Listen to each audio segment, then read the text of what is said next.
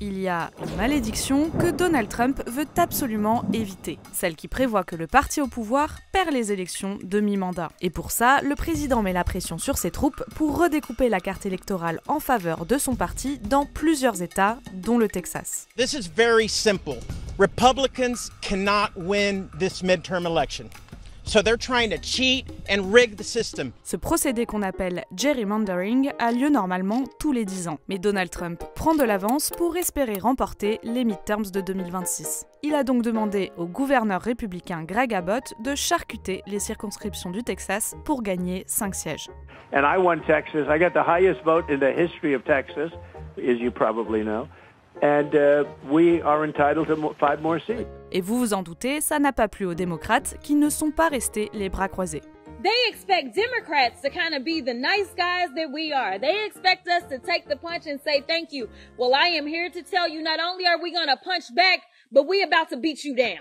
Les démocrates accusent le gouverneur républicain de soumission à Donald Trump et de proposer un redécoupage intentionnellement raciste. If you look at the districts that the governor has targeted, they're all minority districts. They're all black and brown districts. So it's clear that in order to achieve what they want to disenfranchise black and brown voters. Pour éviter que le nouveau découpage ne soit voté, les démocrates ont fui leur État. L'Assemblée texane n'avait donc pas assez de membres présents pour adopter la proposition. Ils ont ainsi gagné du temps, mais le bras de fer est désormais engagé. Un mandat d'arrestation a été lancé contre eux et certains républicains réclament même l'intervention du FBI. In a certain way, it almost looks like they've abandoned the state. It looks very bad. Yeah, go ahead, please. Should the FBI get involved? Should the FBI get involved? Well, they may have to. They may have to.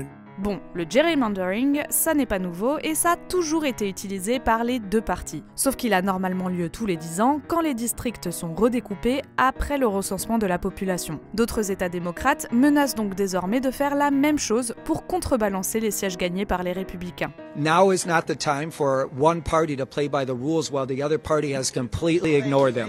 So they've decided to cheat.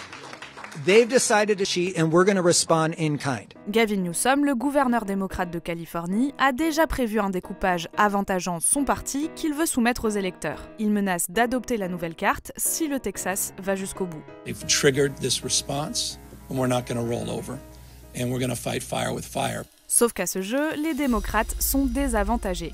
Ils ont mis en place dans les États qu'ils dirigent des garde-fous législatifs, voire constitutionnels, en confiant notamment le redécoupage à des commissions indépendantes. Difficile de prévoir quel parti sera in fine avantagé par toute cette tambouille électorale. Mais les démocrates n'ont besoin que de 3 sièges pour renverser la situation à la Chambre des représentants. Donald Trump a beau tout tenter pour sauver sa majorité, le redécoupage risque seulement d'atténuer le revirement attendu, sans lui permettre d'échapper à la malédiction des midterms.